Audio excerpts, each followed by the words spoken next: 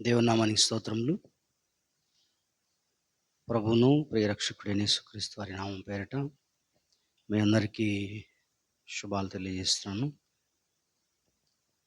ఈనాటి మన ఆత్మీయ అనుదినాహారంగా సామెతల గ్రంథం 12వ అధ్యాయము 9వ వచన భాగాన్ని మనం చదువుకుందాం.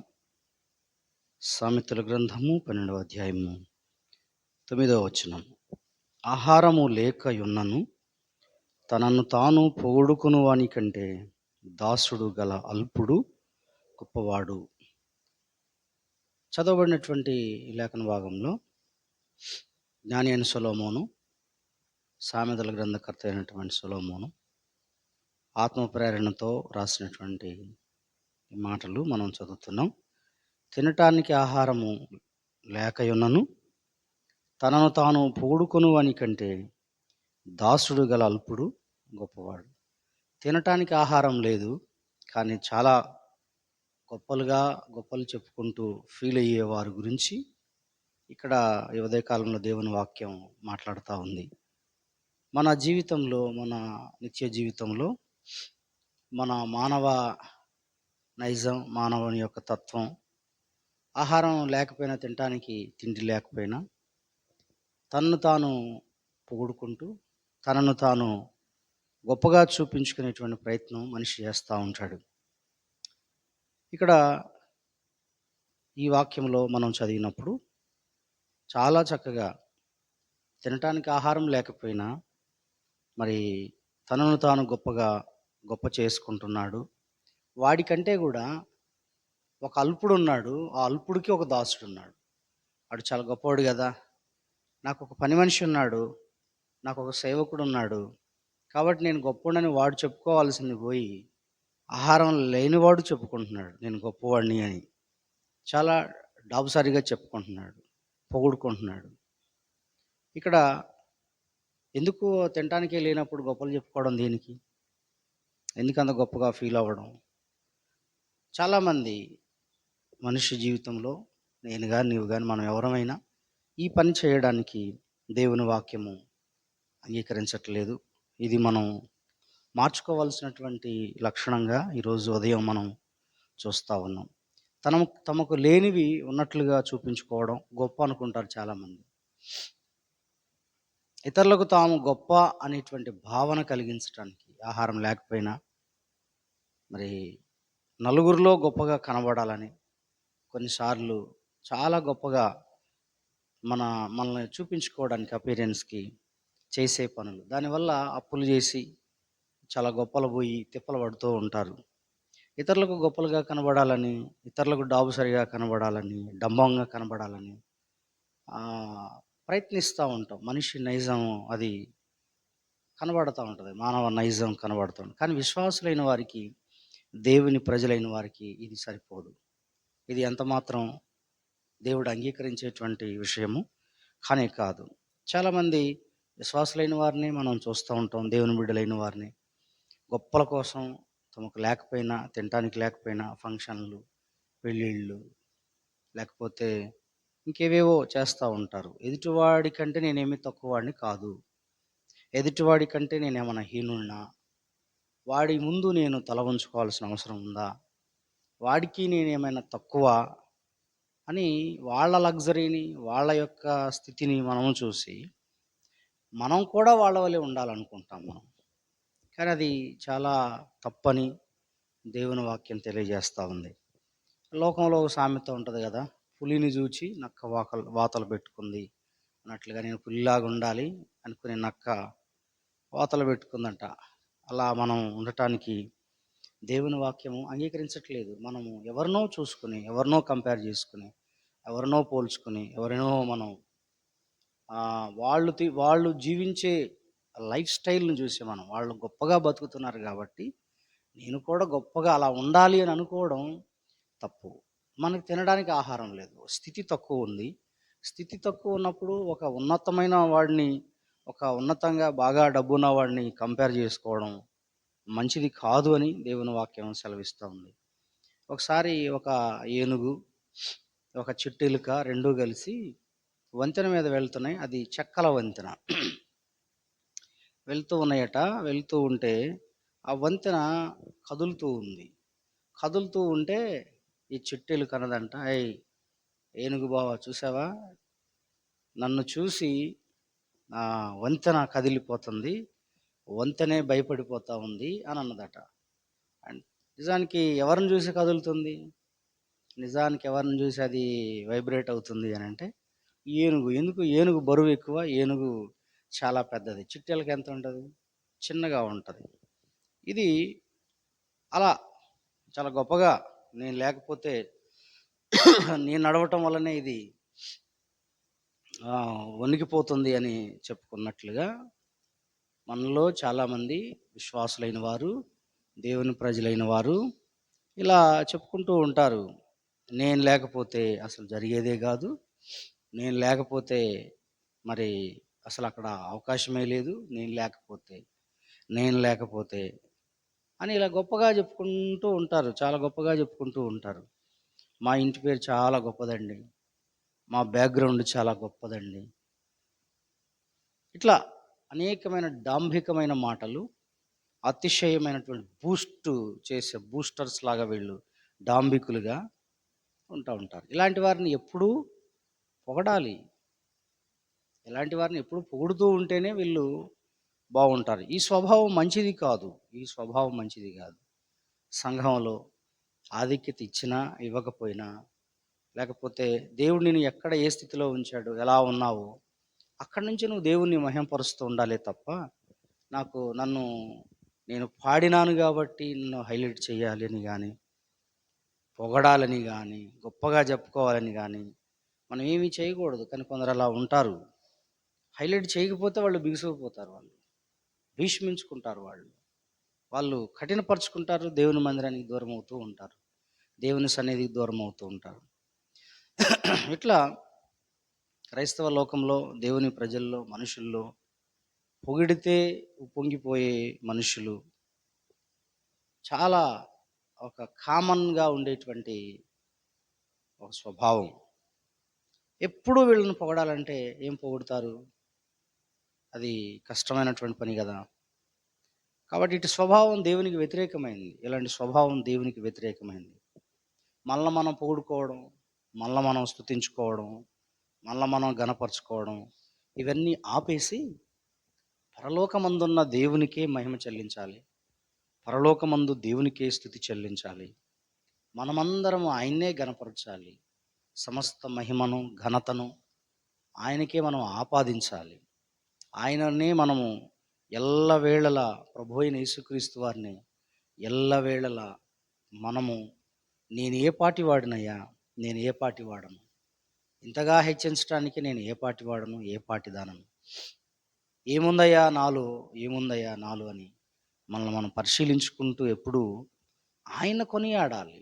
కోట్ల కొలది దూతలు పరలోకంలో పరిశుద్ధుడు పరిశుద్ధుడు అని నిత్యము గాన ప్రతిగానాలు చేస్తూ ఆయన్ని స్తుతిస్తున్నారు, ఆయన కీర్తిస్తున్నారు, ఆయన ఘనపరుస్తున్నారు. ఏ ఒక్కరూ వాళ్ళు పొగుడుకోవట్లేదు. ఏ ఒక్కరూ వాళ్ళల్లో వాళ్ళు ఘనపరచుకోవట్లేదు. పరలోకపు తండ్రికి, రక్షకుడైన యేసుక్రీస్తు వారికి తమ కిరీటములను ఆయన సింహాసనం ముందు పెట్టి వారందరూ తలలు ఉంచుతున్నారు. 24 పెద్దలు, 4 జీవులు ఆయన ఎదుట సాష్టాంగ నమస్కారం చేస్తున్నట్లుగా పరలోకపు దర్శనమైనటువంటి ప్రకటన గ్రంథం 4వ అధ్యాయం కానీ, 5వ అధ్యాయంలో కానీ మనం చూస్తాం. కనుక క్రీస్తునందున్నటువంటి మనమందరము మనల్ని ఎవరో పొగడాలి, ఎవరో చెయ్యాలి అనేది కాకుండా, మనల్ని మనం మెచ్చుకోకుండా, మనల్ని మనం పొగుడుకోకుండా, మనల్ని మనం స్తుతించుకోకుండా, ఇతరులను మనం కాకుండా దేవుణ్ణి మహిమపరిచే వారంగా మనం ఉండాలి. ఇంకంతే కాకుండా నిన్ను బూస్ట్ చేసుకోవడం, నన్ను నేను బూస్ట్ చేసుకోవడం, మనల్ని మనం ఘనపరుచుకోవడం ఆపివేసి మనము ఇతరులకు మనం అవకాశం ఇవ్వాలి. మన గురించి ఇతరులు సామెతలు 27:2 అంటాడు, నీ నోరు కాదు అన్యులే నిన్ను పొగడాలి అని అంటాడు. నీ నీ నీ నోరు కాదు అన్యుడే, నీ పెదవులు కాదు పరులే నిన్ను పొగడదగును అంటాడు. మనల్ని ఇతరులు పొగడాలి.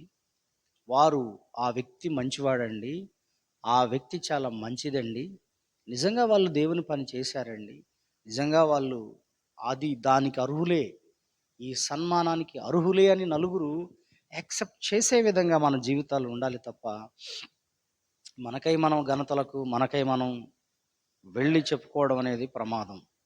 దైవవాక్యంలో మరి సమూయేలు గారు కూడా తన వాక్యంలో అంటాడు. సమూయేలు గ్రంథం 1 సమూయేలు 2వ అధ్యాయం 30 వచనంలో, నన్ను ఘనపరిచే వారిని నేను ఘనపరుస్తాను అంటాడు.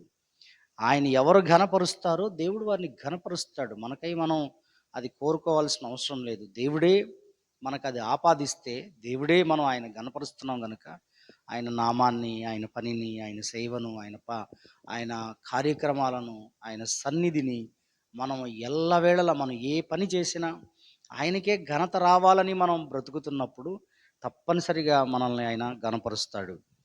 ఆయన ఎవరైతే ఘనపరుస్తారో ఆయన ఆయన వారిని ఘనపరుస్తాడు. ఆయన వచ్చినప్పుడు, ప్రభువైన యేసుక్రీస్తు వారు ఈ లోకానికి వచ్చినప్పుడు, ఆయన రెండవ రాకడలో ఆయన మనల్ని మెచ్చుకుంటాడట. ఇక్కడ మనల్ని ఎవరు మెచ్చుకున్నా, మెచ్చుకోకపోయినా, మెప్పులు మనం కాంక్షించకపోయినా, ఖచ్చితంగా ఒక రోజున మన జీవితాన్ని మెచ్చుకునేవాడు ప్రభువైన యేసుక్రీస్తు వారు. ఆయన రెండవ రాకడ వస్తుంది. ఆ వచ్చినప్పుడు ఆయన ప్రతివానికి మెప్పును, ఘనతను ఆయన ఇస్తాడు. ఎవరి క్రియల చొప్పున వారికి ఆయన జీతం ఇచ్చి వారిని సన్మానించే రోజు ఒకటి ఉంది. అదే ప్రభు రాకడా దినం. ఆ దినం కోసం మనం జీవించాలే తప్ప, మనుషుల యొక్క మెప్పుల కొరకు, మనుషుల యొక్క మరి వాళ్ళ పొగడతల కొరకు మనం ఎదురు చూడొద్దు. మనం ఎదురు చూసే వరంగా ఉండొద్దు. ఈ రోజున చిన్న పిల్లవాడు మొదలుకొని ముసలి వరకు మరి పొగడ్తలకు మనిషి మరి లోబడి, మనుషులు దానికే అంకితమైపోయిన రోజుల్లో మనం ఉంటున్నాం. యోహాను సువార్త 12:43లో ప్రభు అయిన యేసుక్రీస్తు వారు చెబుతారు, వారు దేవుని మెప్పును కోరక మనుషుల మెప్పునే అపేక్షించారు అంటాడు. 12వ అధ్యాయం 43వ వచనంలో మనం చదివినట్లయితే, వారు దేవుని మెప్పు కంటే మనుషుల మెప్పును ఎక్కువగా అపేక్షించారు. దేవుని మెప్పు కంటే మనుషుల మెప్పును, మనుషులు మెచ్చుకోవాలని, మనుషులు పొగడాలని, మనుషులు మనల్ని హెచ్చించాలని కోరుకోవడం చాలా చాలా తప్పు. చాలా చాలా దేవునికి వ్యతిరేకమైన స్వభావం. ఆహారం లేకపోయినా, మరి ఉన్నా లేకపోయినా, తిన్నా తినకపోయినా మనల్ని ఎవరో మెచ్చుకోవాలనేటువంటి తాపత్రయం మనకొద్దు. దేవుడే మనల్ని చూడాలని, నీవు ఏ పని చేసినా దేవుని పరిచర్యలు, దేవుని సేవలు, లేకపోతే దేవుని కార్యక్రమాల్లో, ఉద్యోగంలో, వ్యాపారంలో నిన్ను నీవు మెచ్చుకోవడానికి ట్రై చేయొద్దు. నీ గురించి నీవు గొప్పగా చెప్పుకోవడానికి ట్రై చేయొద్దు. ఒకవేళ నీ దగ్గర ఏమీ లేకపోతే, నువ్వు చెప్పిన గొప్పకి వాళ్ళు వచ్చి చూసిన దానికి తేడా వచ్చేస్తుంది. ఈవిడ చెప్పిన దానికి ఏమాత్రం సంబంధం లేదు. ఇంత డాబుసారా, ఇంత మరి హెచ్చింపా, ఇంతటి మెప్పులు కోరుకునే మనుషులా అని మనము సిగ్గుపడే పరిస్థితి వస్తుంది. మనుషుల మెప్పును మనం కోరేవాళ్ళంగా ఉండొద్దు. ఎవరి మెప్పు, ఎవరి ఘనత, ఎవరి కోసం కాకుండా, ఒకవేళ దేవుడు నీవు ఆయన ఘనపరిచినప్పుడు ఆయన నిన్ను ఘనపరుస్తాడు గనుక, దేవుడు నీకు ఇచ్చినటువంటి ఘనతకు నువ్వు అర్హుడవైతే తప్పనిసరిగా అది మనం దేవుడే చేస్తాడు ఆ పని. మనం దానికి ఏమీ చేయాల్సిన అవసరం లేదు. దానికోసం ప్రయాసపడాల్సిన అవసరం లేదు. దాని కొరకు ఎవరో నిన్ను మెచ్చుకోకపోయినా పెద్దగా ఇదవ్వాల్సిన అవసరం లేదు. ఒకవేళ ఎవరైనా నిన్ను, సార్ చాలా బాగా చేశారు సార్ మీరు అన్నప్పుడు, థ్యాంక్స్ అండి అని చెప్పండి.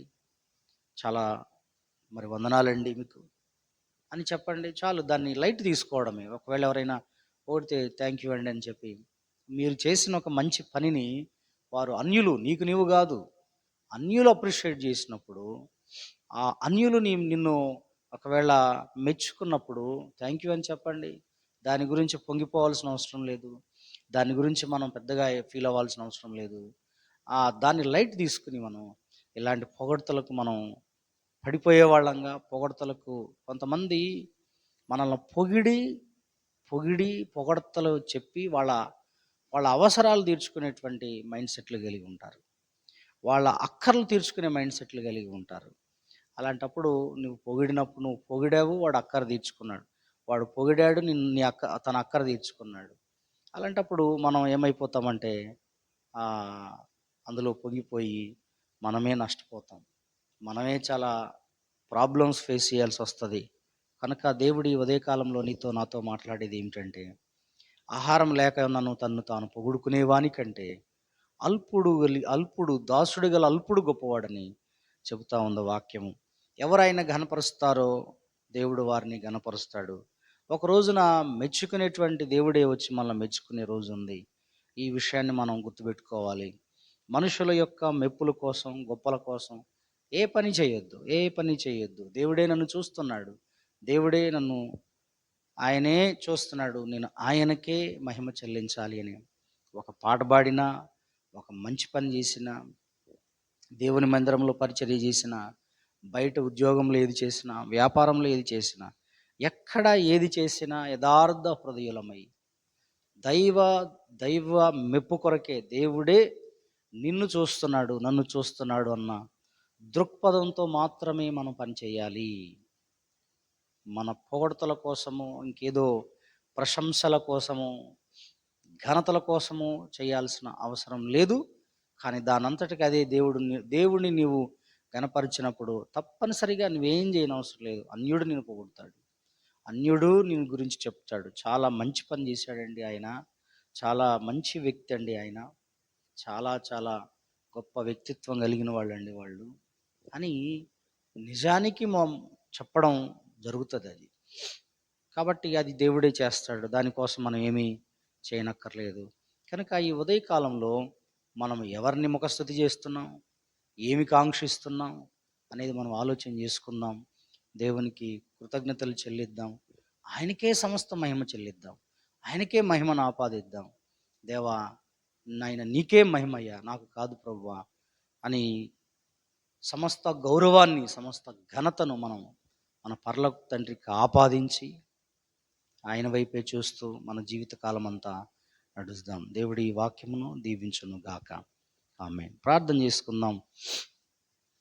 పరిశుద్ధుడు, పరిశుద్ధుడు, పరిశుద్ధుడు, పరిశుద్ధుడు, పరిశుద్ధుడు అని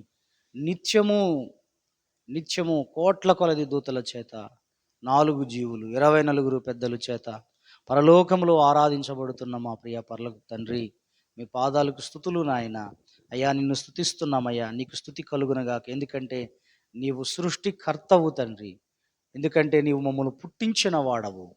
నీవు మా తండ్రివి నాయన. అందును బట్టి కృతజ్ఞతాస్తుతులు చెల్లిస్తున్నాం నాయనా. నీకు స్తుతి కలుగునగాక. ఎందుకంటే ఈ ప్రాణమును, ఈ శరీరమును, ఈ యొక్క ఆత్మను నాకు ఇచ్చిన వాడవు నీవు తండ్రి. నాకు సమస్తాన్ని ఇచ్చావయ్యా. నీకు స్తుతులు. నాకు రక్షణ అనుగ్రహించావు, పాపక్షమాపణ అనుగ్రహించావు, నిత్య జీవాన్ని ఇచ్చావు, సమస్తమైన ఈవులను నాకు ప్రసాదించావు. ఈరోజు శ్వాస పీల్చుకొని ప్రాణముతో నిన్ను స్తుతించగలుగుతున్నానంటే నీ దయ ప్రభువా. ఎందరికో లేని భాగ్యం మాకిచ్చినందులకే స్తుతులు అర్పిస్తున్నాం. నీ సన్నిధిని నిలిచే భాగ్యమును, నా సన్నిధిని నిలిచే భాగ్యము నీకు ఇస్తానన్నావు ప్రభువా. అలాంటి భాగ్యం మాకు ఇచ్చినందులకై కృతజ్ఞతాస్తుతులు చెల్లిస్తూ ఉన్నాం. ఎందరో రాత్రి వేళే వారు తమ జీవితాలని మరియు నిద్రలోనే శాశ్వత నిద్రలోకి వెళ్ళిపోయారు వాళ్ళు. కానీ మేము సుఖంగా నిద్రించి మరుసటి ఉదయమే నిన్ను స్తుతించే భాగ్యము మాకు ప్రసాదించినందులకై వేలాది వందనాలు చెల్లిస్తున్నాము తండ్రి. కృతజ్ఞతాస్తుతులు అర్పిస్తున్నామయ్యా. ఇదిగో మా ముందు ఈ దినమంతా ఉందయ్యా. ఇదిగో నా ప్రాణాత్మ శరీరాన్ని సన్నిధిలో సమర్పించి ప్రార్థిస్తున్నాను, స్తుతిస్తూ ఉన్నాను తండ్రి. నాయన, వ్యర్థమైన వాటిని చూడకుండా నా కన్నులు త్రిప్పివేయండి. వ్యర్థమైన మాటలు మాట్లాడకుండా నోటికి చిక్కం ఉంచండి. శ్రేష్టమైన మీ మాటలు జీవవాక్కులే మేము మాట్లాడేటట్లుగా నాయన, నీ ధర్మశాస్త్రంలో ఆశ్చర్యకరమైన సంగతులు చూచేటట్లుగా నా కన్నులు, నా జీవితము, నా బ్రతుకుండునట్లుగా కృప దయచేయండి తండ్రి. నన్ను ఘనపరిచే వారిని నేను ఘనపరుస్తాను అన్నావు ప్రభువా. అయ్యా, ఇదిగో తండ్రి, మమ్మలను మెచ్చుకునేవాడు, మమ్మల్ని ప్రశంసించేవాడవు, మాకు జీతమునిచ్చేవాడవు, మమ్మలను దీవించేవాడు నీవే, మనుషులు కాదు నాయన. కానీ మేమైతే మనుషుల వైపు చూస్తూ వాళ్ళని మేము కంపేర్ చేసుకుంటూ, వాళ్ళతో మేము ఎలా ఉన్నామని పోల్చుకుంటూ బ్రతికే ఈ మనస్సును మీరు తీసేయమని ప్రార్థన చేస్తూ ఉన్నాం తండ్రి. మీకు స్తోత్రాలు.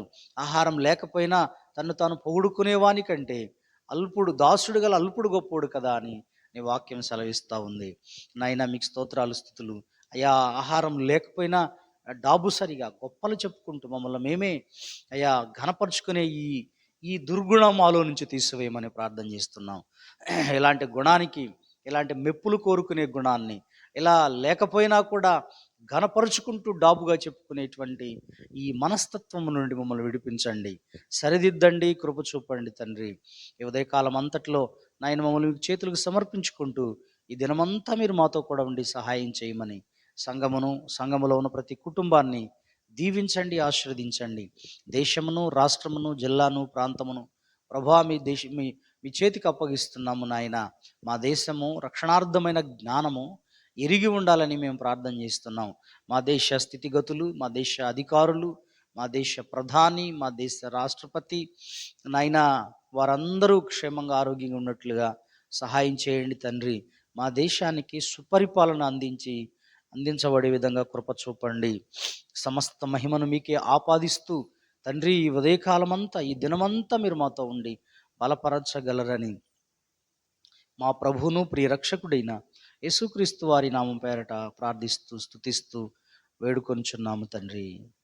ఆమేన్.